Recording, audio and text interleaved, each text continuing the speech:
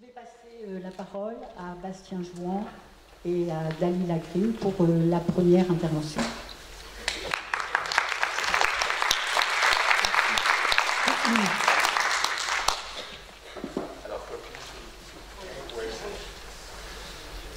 Bonjour, je m'appelle Bastien Jouan, je suis médiateur santé-père ou un chez soi d'abord de Rouen.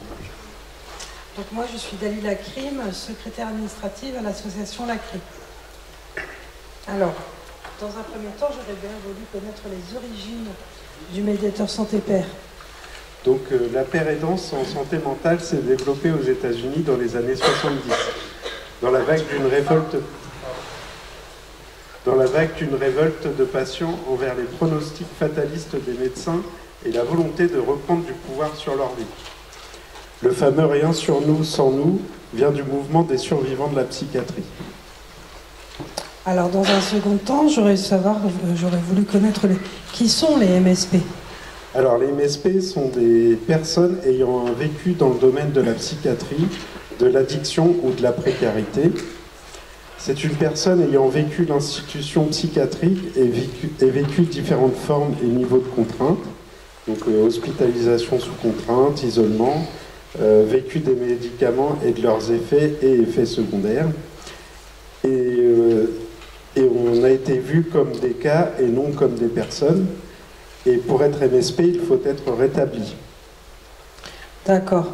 Donc le rôle des MSP dans un chez soi d'abord, tu peux nous l'expliquer un petit peu? Oui, alors on lutte contre la stigmatisation, on contribue au pouvoir d'agir et on fait vivre la démocratie. On accompagne, soutient et oriente les locataires dans leur vie dans le but d'augmenter leur qualité de vie, leur intégration sociale et leur autonomie à partir de notre expérience des troubles psychiques, des conduites addictives, etc. et à partir de notre propre parcours de rétablissement. On propose notre expérience de vie comme support au service des personnes accompagnées pour qu'ils créent leur propre parcours de rétablissement. On partage notre expérience avec nos collègues et contribue à l'accompagnement et à l'orientation des personnes dans leur démarche de retour dans la communauté en étant nous-mêmes porteurs d'une expérience de rétablissement et d'espoir envers nos pairs. On interpelle nos collègues sur l'analyse d'événements vécus par les personnes, mais non perceptibles par tous. On met à contribution nos expériences de vie, on accompagne le changement de regard de l'équipe, des partenaires et de l'entourage sur les problématiques spécifiques des personnes. On suscite l'espoir avec les pairs et les professionnels en déstigmatisant la maladie mentale. Et on incarne les valeurs et principes du rétablissement. Ensuite, tu peux me présenter une journée type dans ton travail. C'est ça d'abord. Oui. Alors, le matin, on a la réunion d'équipe. Donc, on débriefe sur les visites à domicile de la veille et on organise la journée. Dans la journée, on fait environ 5 visites à domicile. Lors de ces visites à domicile, selon les personnes, nous pouvons ouvrir des droits, préparer un emménagement, rédiger des plans d'action ou de rétablissement. On peut discuter des traitements et de leurs effets indésirables et de leur utilité, ou bien utiliser notre propre parcours de rétablissement pour susciter de l'espoir. Le soir, on fait un peu de paperasse, il faut bien, et on débriefe un peu de la journée. Dans un cinquième temps, est-ce que tu peux me donner quels sont les diplômes qu'il faut pour être MSP? Alors, il n'est pas forcément nécessaire d'avoir un diplôme. En revanche, il en existe 3 principaux pour les MSP. Donc, il y a le certificat universitaire de patient ressources à Caen, le diplôme universitaire de médiateur santé-père à Lyon et la licence sciences sanitaires et sociales parcours médiateur de santé-père à Paris. D'autres formations sont en cours de construction dans différentes universités. Et ensuite, quelles sont les difficultés rencontrées sur le terrain? Alors, les difficultés. La réticence des professionnels de santé. Certains professionnels sont opposés à l'emploi des MSP car ils ne croient pas au rétablissement des pathologies psychiatriques. L'idée de concurrence est également évoquée. Certains soignants craignent ces nouveaux intervenants. Pourtant, justement, en favorisant l'alliance thérapeutique avec l'équipe médicale et en diminuant le taux de réhospitalisation, la paire aidance a un impact nettement positif. Probablement que les préjugés de certaines équipes doivent bouger et ne pas rester figés sur d'anciens concepts qui ne correspondent pas au rétablissement. Autre difficulté, la place du père aidant au sein de l'équipe. Sommes-nous considérés comme des professionnels? Pour une bonne intégration des MSP, il ne faut pas qu'il y ait de position de supériorité de la part des collègues. Il est possible que les collègues aussi surprotègent les MSP ou bien qu'ils n'acceptent pas leur crédibilité en tant que professionnels. Enfin, le rétablissement du MSP doit être suffisamment ancré. Le MSP doit savoir garder la bonne distance vis-à-vis des locataires et de leur situation, ce qui n'est pas évident avec la résonance vis-à-vis de notre parcours et nécessite une certaine expérience et une bonne formation. Et toi, Dalila, que fais-tu actuellement? Alors, je travaille, excusez-moi, je travaille à l'association La Clé, comme je vous ai dit, en tant que secrétaire administratif. J'ai obtenu ce poste grâce à un réseau, car je suis adhérente au groupe d'entraide mutuelle de Canfleux depuis 6 ans, du fait que je sois bipolaire. Et une opportunité s'est présentée à moi et je l'ai saisie, et depuis le 16 mai, je fais partie de La Clé. Et que t'apporte ton travail? Il me permet d'exister socialement, être connu, reconnu, avoir des collègues pour contribuer au lien social, mais aussi pour faire des choses qui m'intéressent. Je reste en bonne santé physique et morale à travers mon travail et bien sûr, je travaille pour gagner ma vie. Et comment s'est passée ton intégration?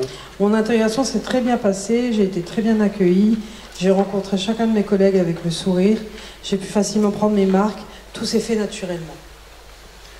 Tes collègues sont-ils au courant de ton parcours? Maintenant, oui. Mais avec le temps, on crée des affinités avec certains collègues, voire la plupart. Et comme j'assume complètement ma pathologie, je suis rétablie depuis 4 ans. Donc je n'ai aucun problème pour en parler. Leur réaction a été très chaleureuse et plein de bienveillance.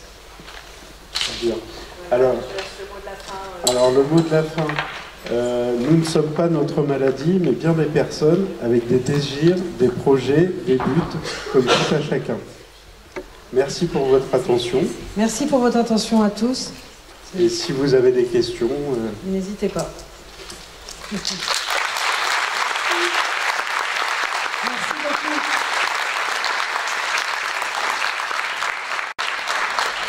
Je disais, avant de donner la parole à Catherine Etienne pour son intervention, peut-être prendre quelques questions, parce que je voulais vous remercier, parce que vous introduisez en plus la journée, c'est pas facile. C'est gentil, merci. Et vous êtes voilà, quand même très, très à l'aise.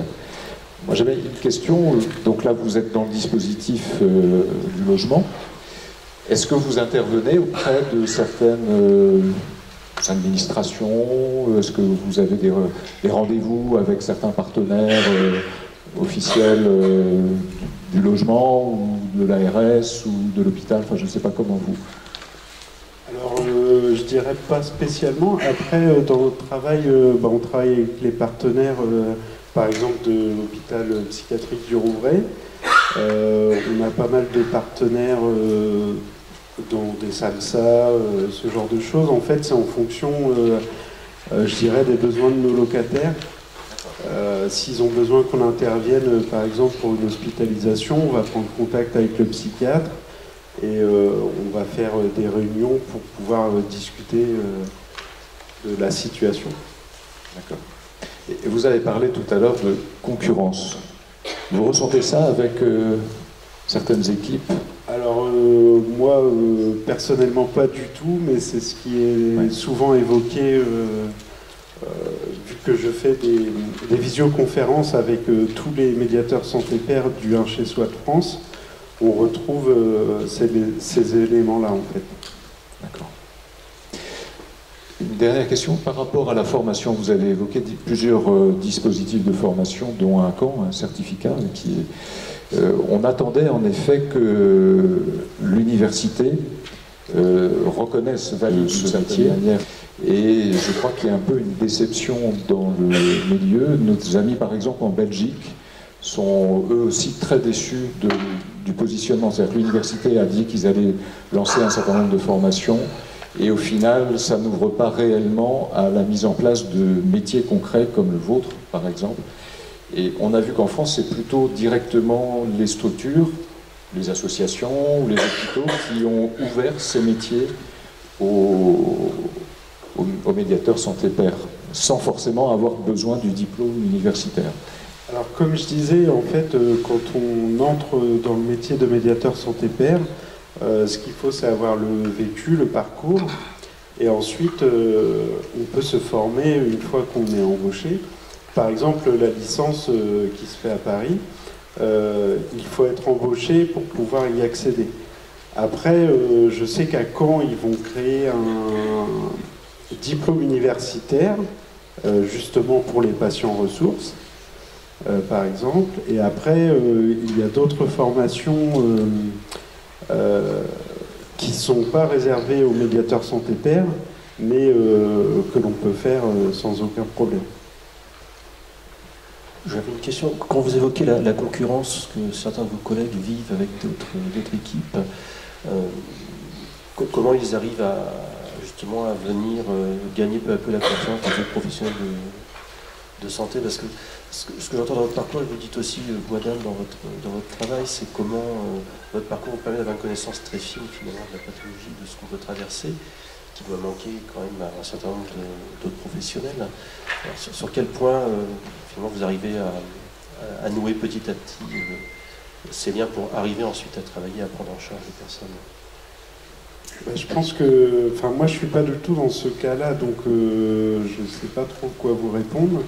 Moi j'ai pas eu du tout cette difficulté, mais je pense qu'il faut discuter avec les équipes soignantes. Souvent c'est là que se posent les problèmes, et je pense qu'il faut, comment je pourrais dire ça, le soignant en fait a le savoir, il sait par exemple éliminer les symptômes de la pathologie.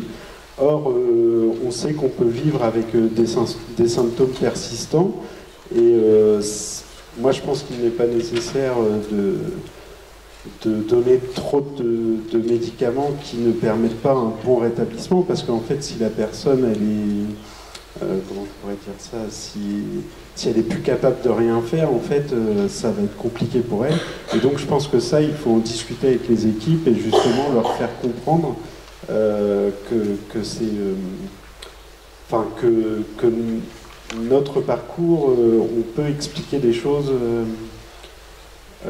différemment, et leur expliquer que le zéro symptôme en fait ne permet pas un vrai rétablissement. Enfin, tout dépend des pathologies et des médicaments donnés, mais je pense qu'il faut arriver à vendre ça. Oui, ça me semble très important ce que vous dites là, parce qu'on entend bien que d'une part, vous invitez à un travail d'équipe, et à se parler, et à échanger, et qu'en plus, cette idée qu'il faudrait comme ça éliminer tous les symptômes, c'est pas comme ça qu'on se rétablit, c'est pas comme ça qu'on retrouve un point d'équilibre.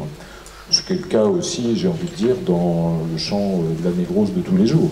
On est toujours un petit peu marqué par certaines choses, et c'est plutôt l'équilibre, la dynamique, le mouvement qui maintient, qui rend les choses plus supportables et vivables.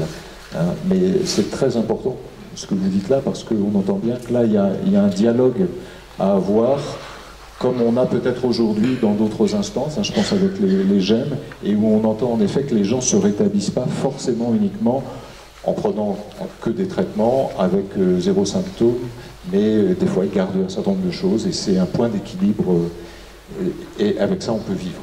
C'est très important. Parce qu'en fait, je dirais que la vie, c'est pas seulement ne plus avoir de symptômes, c'est aussi des liens sociaux. Enfin, il faut prendre tous les paramètres en fait de la vie. Les liens émotionnels, tout ça. Enfin, je pense qu'il faut prendre la personne dans sa globalité, et du coup pas juste la considérer comme ayant des symptômes et hop, on va régler les symptômes et ça va régler les problèmes de sa vie, alors qu'en fait, c'est pas du tout le cas.